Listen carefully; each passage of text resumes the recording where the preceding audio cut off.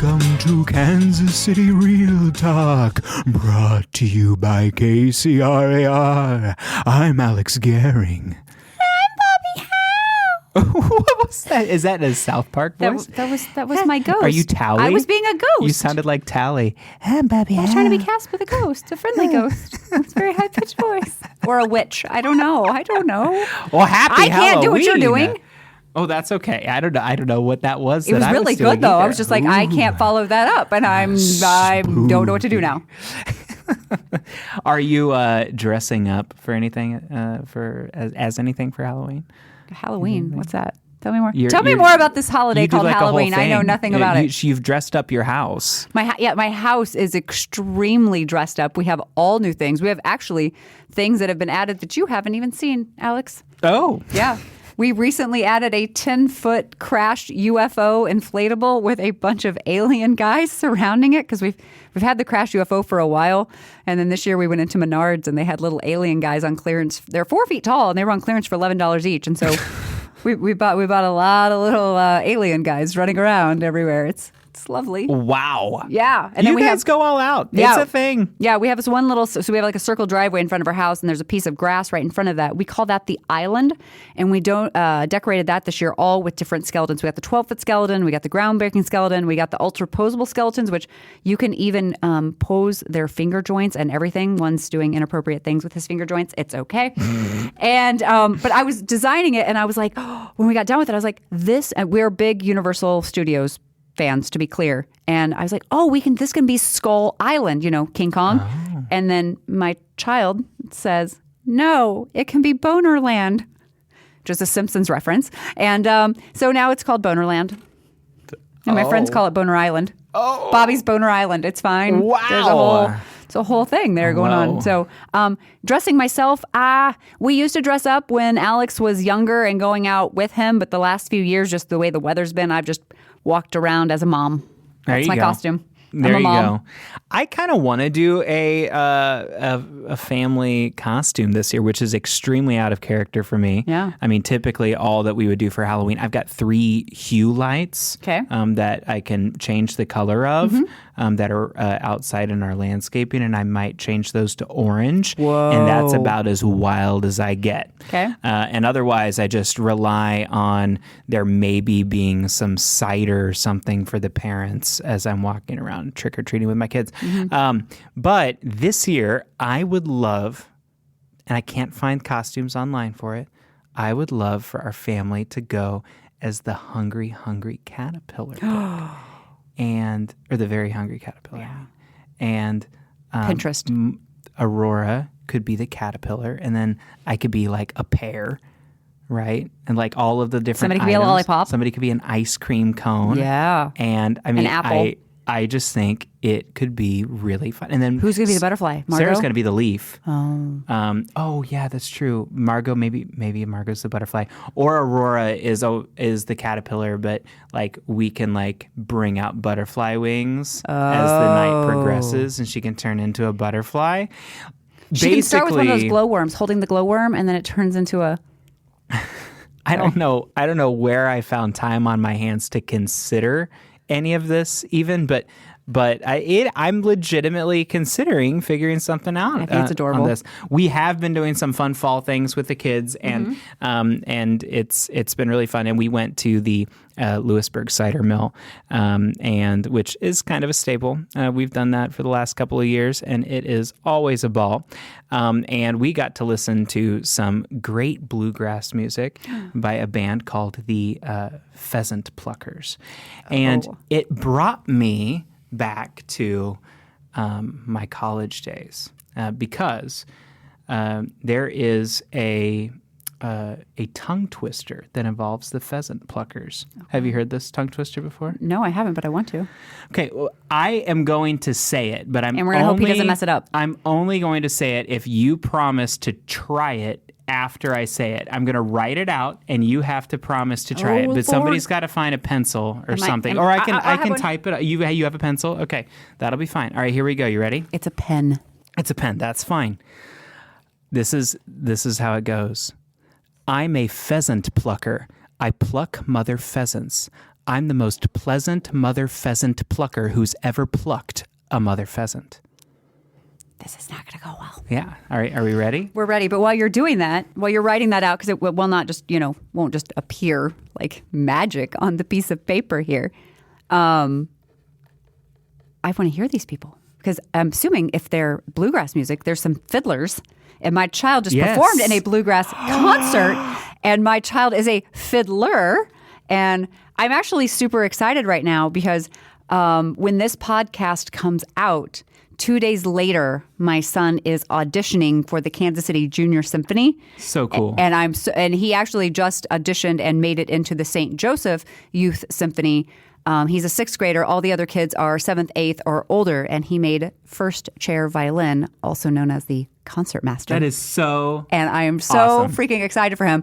But for this Kansas City Junior Symphony that he's getting ready to audition for, 400 kids audition and 40 make it in, 10%. So we're all a little on nerve right now and seeing what's going to happen with the Kansas City Junior Symphony. But all right, here we go. All right, here we go. Ladies and gentlemen, this is Bobbi Howe attempting the pheasant plucker tongue twister. To be clear, Alex's handwriting is horrible, everyone. It's not that bad. I am a pheasant plucker. I pluck mother peasants. I am the most pleasant mother pheasant plucker who's ever plucked a mother peasant. Pheasant. Pheasant. It's pheasant. Try it again. Sorry. Try it again. You got it. You have to say pheasant, otherwise the F isn't in there. I'm a that's pheasant what makes plucker. it I hard. pluck mother pheasants. I'm the most pleasant mother pheasant plucker who's ever plucked a mother pheasant. Whoa! You did it. You did it. Okay, so I don't have to talk the rest of the podcast. you learned something new if you're listening to this podcast, and it's a tongue twister that will make you say bad words. So I'm taking this home to my child. And actually, it's actually really impressive that Amber doesn't have to do any editing on this, because I don't think either of us slipped up. No, we didn't. The goal isn't to say it fast, people. The goal is to just say it smoothly, Yeah.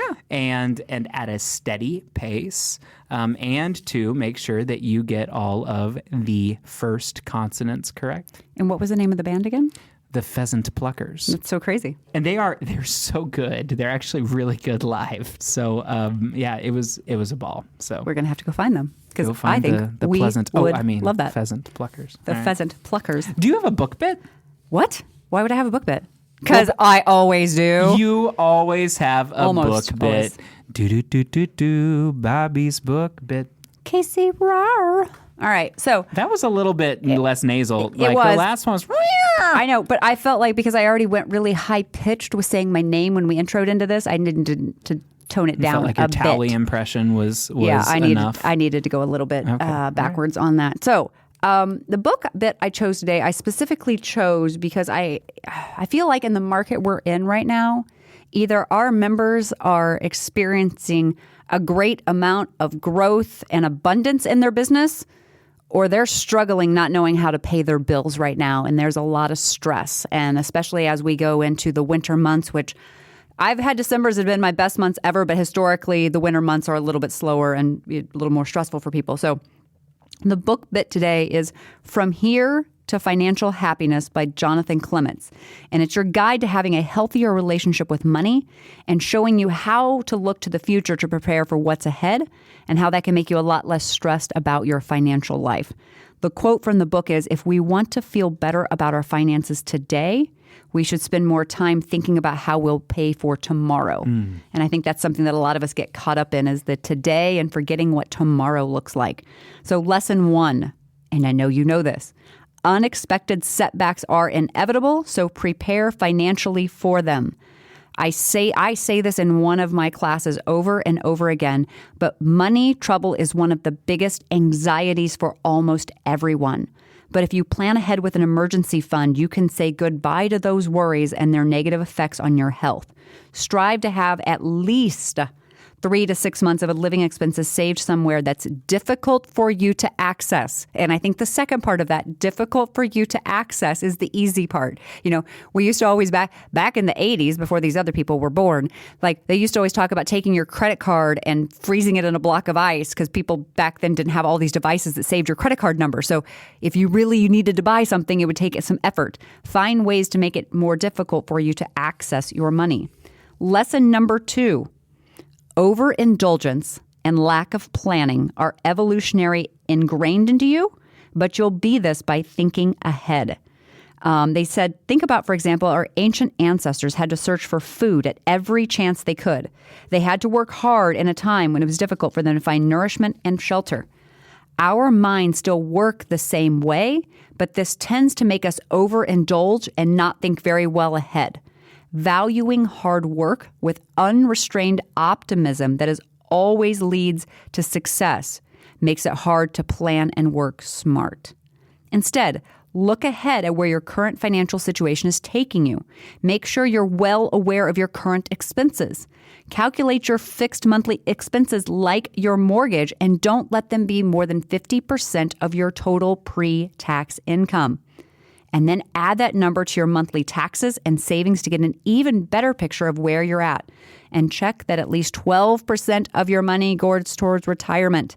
Realtors fall into this trap for forever. Mm-hmm. There's that old joke that old realtors never retire. They just grow listless. They don't leave the business. They just stay in it for forever. And once you subtract all of that from your income before taxes, you'll know how much you can actually spend on hobbies and having fun. And then finally, lesson 3, your health and financial situation will improve if you lower your expenses. Becoming happy with your finances is actually a simple process when you look at it more closely. All you have to do is learn the right habits and then implement them into your life. One of those habits should be frugality, which is the ability to spend less than you earn and less than you need to. And that might mean reducing your internet bill or not buying the latest phone model. Ouch, way to stab me in the heart there, book. But if you think about it, we really don't need those luxuries that everybody else indulges in. That's what keeps them poor.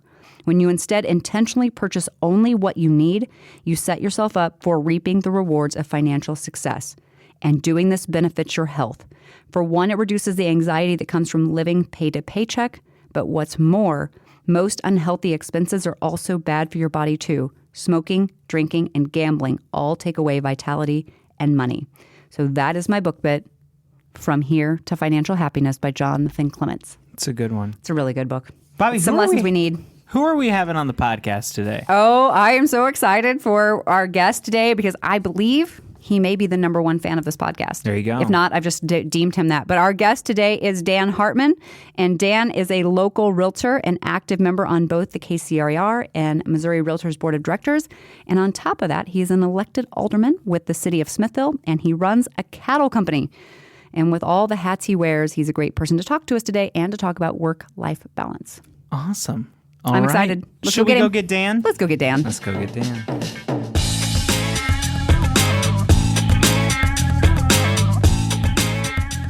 This episode is sponsored by Realtor.com, who wants you to take advantage of your free profile on Realtor.com. By claiming your free profile, adding a photo, and all the information that puts you head and shoulders above the competition, you're on your way to receiving free leads, helping search engines find you, and staying top of mind with past clients. To learn more about claiming your free profile, go to Realtor.com/profile. And once you've claimed your profile, visit Realtor.com/training and scroll down to building your brand for live and on-demand webinars on setting up your profile.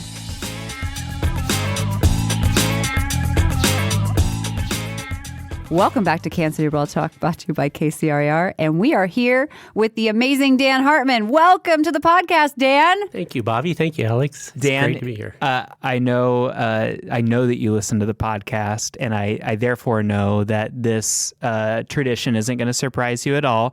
But we do a tongue twister at the beginning of each interview. And I'm sure that you're very familiar with this. I'm obviously kidding, by the way, but I do want Dan. I was like, he's our number one fan. He knows this is not a thing. I do want Dan to attempt to read our tongue twister from earlier. All right. Because he made me do it, just to be clear. Yeah. So Dan, this is called Pheasant Pluckers. And I want you to give this a try.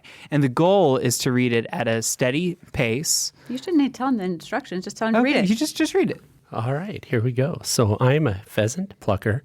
I pluck mother pheasants. I'm the most pleasant plucker who eyes plucked a mother's pheasant. This is pretty good. You should try it again. This is going to be a new bit on the podcast. Just to be clear. All right, one more time. So I'm a pheasant plucker. I pluck mother pheasants. I'm the most pleasant mother pheasant plucker who's ever plucked a mother pheasant. You got it. You got it. Hey. Good job, Dan. Good job. No ready on this podcast still. Look at us. Three of us have done it now. Yay us. All right. So, Dan, you're with us. For those people in KCRER land or the entire world who may be listening right now, tell us a little bit about you, your career journey, how you got into real estate, how you then decided to venture into politics, cattle, all the things you do.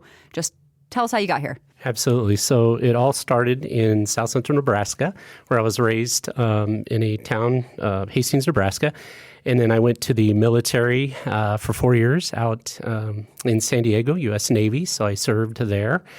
Got to do kind of a unique deployment on 3 different occasions to the bottom of the world. So we were part of the United States Antarctic Program. Oh, my God. And worked with the National Science Foundation supporting all the science and research that went on. So I was part of a detachment called the United States Naval Force Antarctic Program. So that's...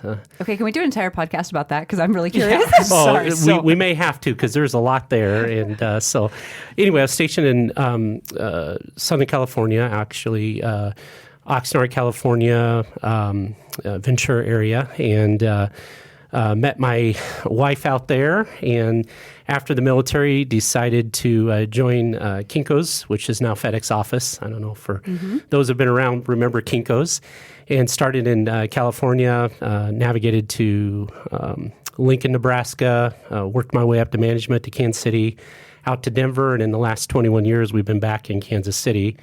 And I left in 2005. Ventured out to several entrepreneur things for the next 10 years. Had a kind of a outdoor services company. I know, Bobbi, you can relate because your husband owns a lawn and landscape company and snow removal. So I did that for 10 years, worked with commercial property managers in the Kansas City area. And back in 2015, my wife said, is it worth it? And I said, what do you mean worth it? And specifically, we were always grossing a lot, but it just never seemed like we were netting a lot. And I wasn't getting any younger. Landscaping, as Bobbi knows, is a young man's game. And the older we get, things hurt more.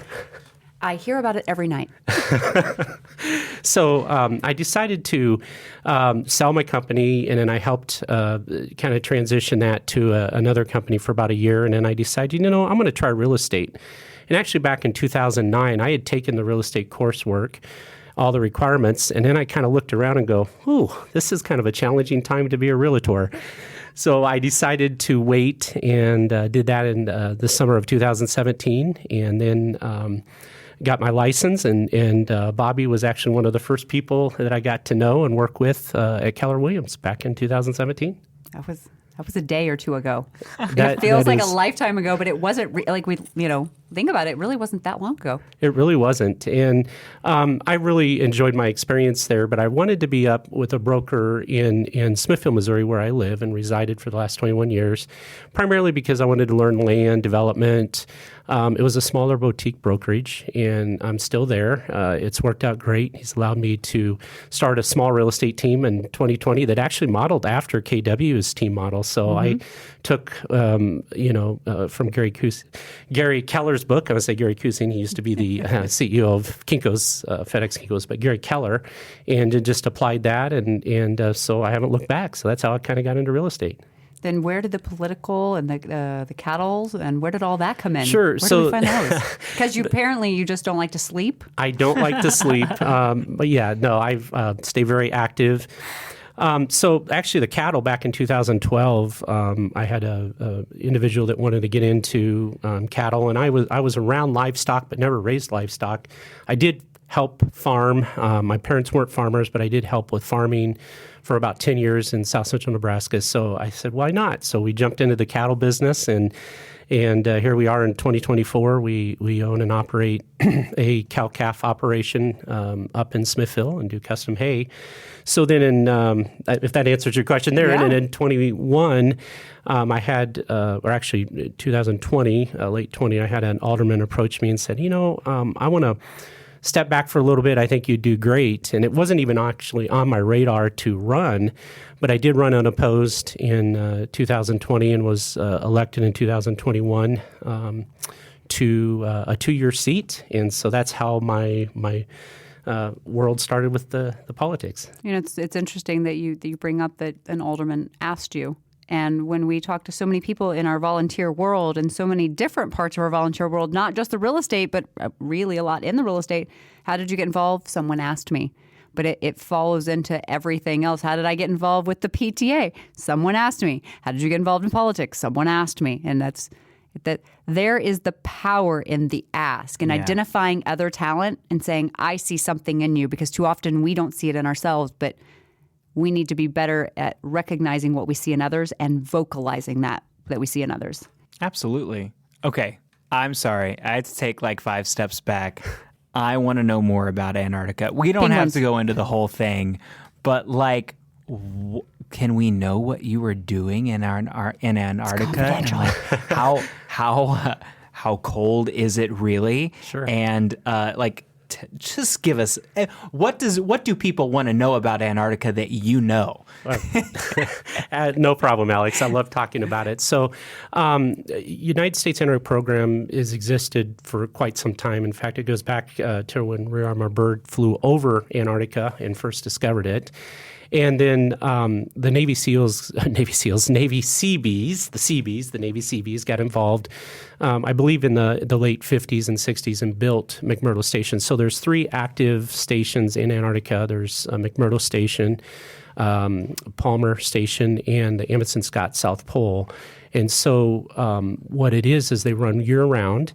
And their seasons are opposite of ours. So when we did go down to Antarctica, I would usually deploy with what we called our summer over. It started in October, September-October timeframe, where the sun's up 24 hours a day. Mm-hmm. So temperature-wise, it wasn't too terribly bad. I mean, there's no humidity. So when we got down there, it could be, 5, 10 below zero. But generally by November, December, you were up in the 10, 15 degree, range, and it was wave.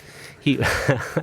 Absolutely. But the fascinating thing was the sun was up, 24 hours a day, so it would just circle around. And then in February, the sun would start setting, and then we would go back to stateside, and there'd be a winter over crew that'd stay. But we were responsible for the logistics, everything from getting folks down there. We coincided, the Navy and the Air Force flew planes to carry people. Typically, we'd start in California and then go to New Zealand, Christchurch, New Zealand, get our cold weather gear, get prioritized when we can get on a plane to get down. It was typically about an 8-hour flight on a Hercules LC-130 Herc.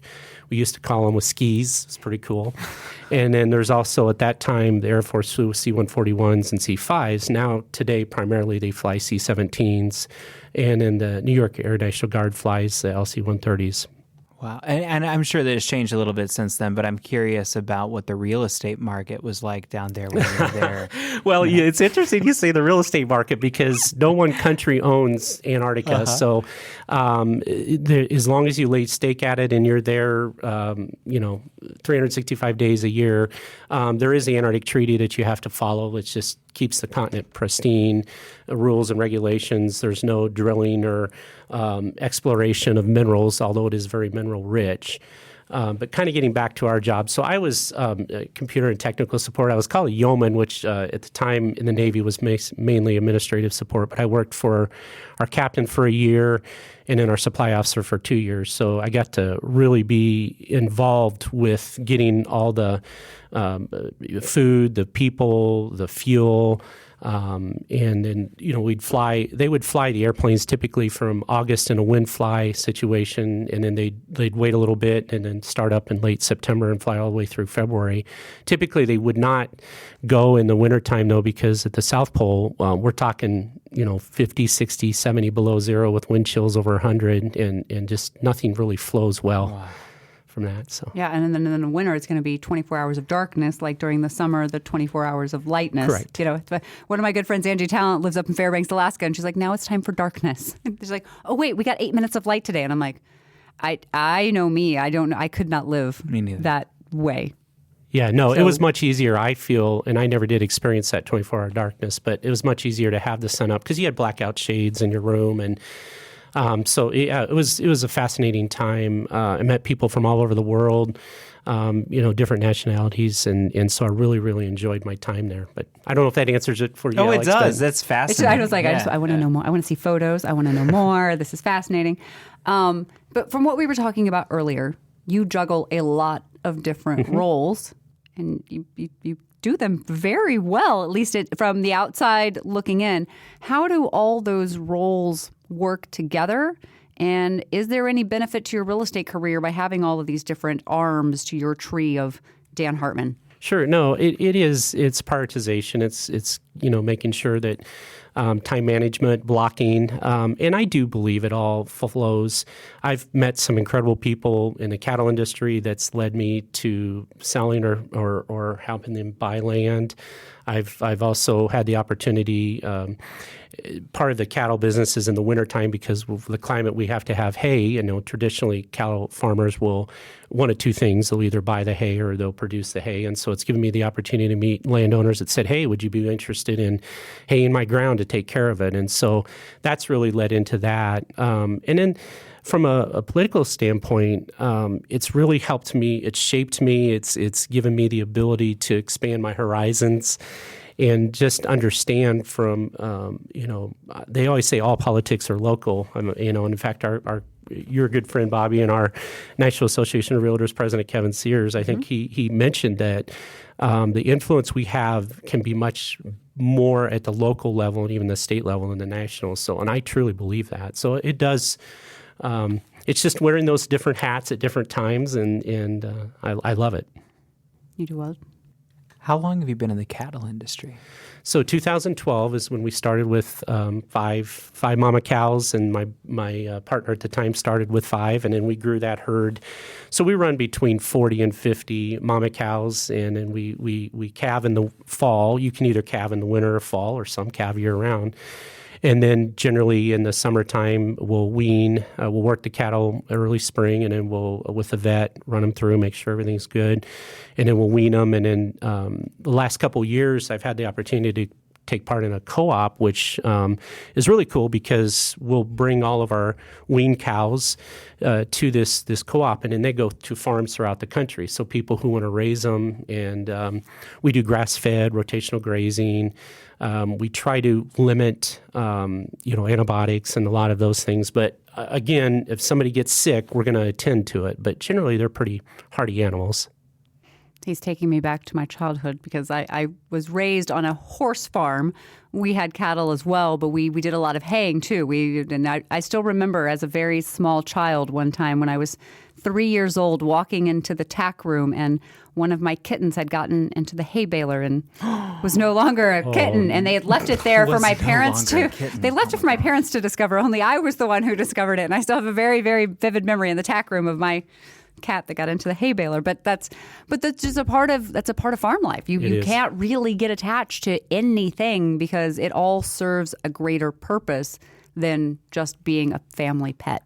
Absolutely. It's very holistic. I mean, when, there's sometimes some negative press that says that producers don't care about their animals, and I would challenge them to say, I care more about those animals and other producers as well, because it's the health and well-being. And we do mourn when something happens, and things happen just like they do as human beings. And we do everything we can to make sure that they're doctored up and feeling good and healthy. And Bobbi, as you know, horses and cows, they take a little bit of attention, but I believe they're some of the easiest animals to raise. I mean, they're mischievous at times, just like children. I had a pony that liked to eat Ruffles potato chips. So if we'd go to horse shows and anybody had like a bag of open Ruffles, I would have to steer Miss Ruthie away from that because she would just stick her snout into the bag of Ruffles, and Ruffles was her thing. She didn't really like Lay's and Doritos, but she really liked the Ruffles because she liked those ridges. I don't know.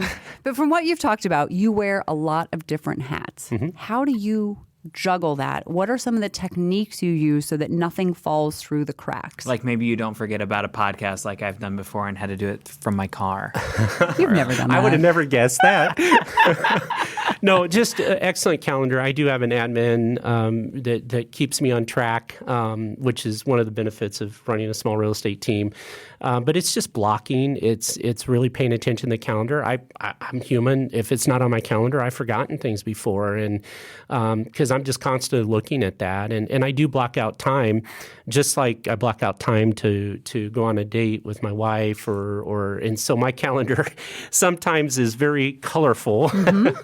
But that's how so I you do use it. colors on your calendar. Yeah, Let's we talk do. about that. Do you use a physical calendar or No, I use a digital calendar. calendar. But what's is interesting, Alex, I am more visual. So a lot of times I will write it down, or if there's something that I'm out and about, I'll screenshot it and either text it myself or text it to my admin if she's working to say, hey, let's make sure this gets into my calendar. But yeah, just different colors specific to farming and specific to real estate and specific to, but that's just to kind of catch my eye, because if not on Outlook calendars, they all look the same. But I'm the same way. That's what, typically the money producing things are typically green on my calendar. The things that still need to get done, but they're going to be a time suck, but I'm not going to make any money from them, they're red, and then yellow falls somewhere in between. And that's really easy to, if push comes to shove, the green's going to get more attention than the red. Of course.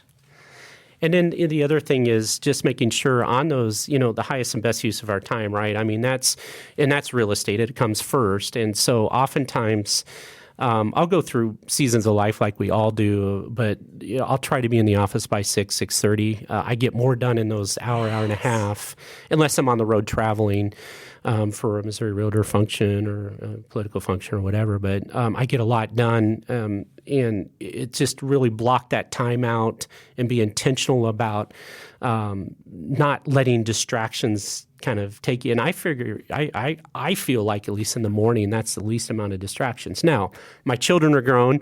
Unlike you, Alex, you're right in kind of the thick of raising children. Oh, yeah. So that's changed in different seasons of life. But I absolutely just put my head down and go. And I do get plenty of physical exercise on the farm this summertime especially. I have to watch, what I eat and take care of myself a little bit more in the winter because shorter days and we're not moving as much around. But Well, Dan, I'm curious. We've talked about all of your hats. I'm curious what you look like when you don't have a hat on. And so what is it that you enjoy doing? Like, what are your hobbies? Sure. That aren't work related? Yeah. So spending time with Marjorie and making sure we're intentional on our date nights every week. I also Every week? Every Wow. week. Yeah. That sounds amazing. I don't know the last time I had a date, so I'm just like, that sounds amazing. You're going to have to talk to your husband about that and get it scheduled. Nah, it's not going to change. It's fine. Okay, yeah, go on, Marjorie. But anyway, so and then also making sure that I'm involved with church and taking some downtime.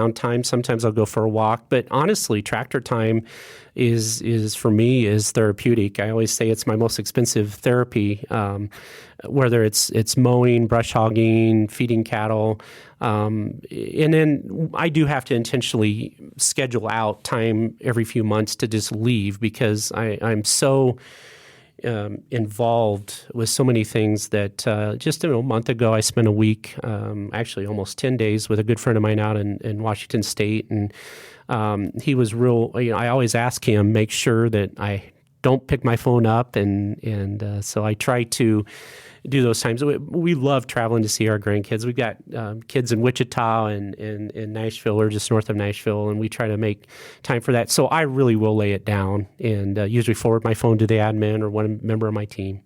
That's good. I love hearing that you actually do those things because too often we tell people to, yeah, but they don't actually do it. But it's you have to protect yourself first. Yes. It's just like being on the airplane. You have to put the mask on yourself before you put it on your children because if you are not there, you can't. No one's going to take care of your child. So take care of yourself so you can take care of all the other things in your life. What advice do you have for other realtors who are struggling with work-life balance, which I don't think we will ever have a true balance, but trying to find a little bit of harmony in all the different things we do? Yeah, I think finding that hobby, finding that time for yourself, even if it's just a few minutes each day. I do like to read. I'm an avid reader, so that kind of soothes me, both books and just kind of high-level national news, world news, national news. And but I think that's just blocking out some of that time, being intentional. I mean, it sounds silly, whether it's a calendar that people use kind of from the old days, like we used to use the Covey calendar and or digital, but it's just being intentional about that. I love it. I know, I do too. So, Dan, what is the biggest struggle that you're facing right now, and what steps are you taking to overcome that? It's an excellent question. I think is just, with kind of where we're at with the interest rate kind of reflecting the marketplace in real estate is just staying focused, not getting discouraged, trying to encourage each other that, how are you doing just beside your business? So I wouldn't call it a struggle, but I mean, it is at times I didn't know any better. I mean, I came in late 17, 18, 19, 20 through 22. The times have been good. Times were good. So, my broker and those around me just stay focused, keep doing the right things. And so, I mean, that's always because, especially internally, how I think we're a lot alike and we're driven and was just having a conversation with another agent in our office this morning about this, trying to manage those peaks and valleys, trying to be more consistent. So, and I just think making sure that I don't let something drop. I mean, that's right. always a balance, but and I think we're harder on ourselves the way we're wired. I'm wired than maybe the common person, but that's probably my biggest struggle is just making sure that I'm using that time, trying not to get discouraged because this is a season. Bob, you've been doing this all your life. There's times where things are good and there's times that aren't. Yeah, and you have to work a little harder. Someone who was out of the role for the last 7 years, jumping right back into it this year, it's just like, I feel like to a certain extent, I'm starting all over again and I'm a brand new agent. I'm figuring all of this stuff out. So I understand completely, just understanding the peaks and the valleys and we're just riding the storm out till the next season. And that's exactly what it is. One of the last questions that I want to ask you before I get to the last question, which I know you know what that is.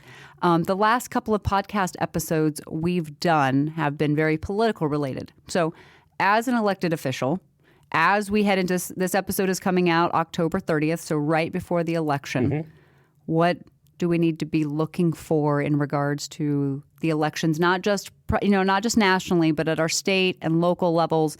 Is there anything we can be looking at, anything we can do to help our communities, just looking at it from a political elected official lens? Sure. It's all about building the relationships with the local state. And I think we are all given opportunities, especially at the national level.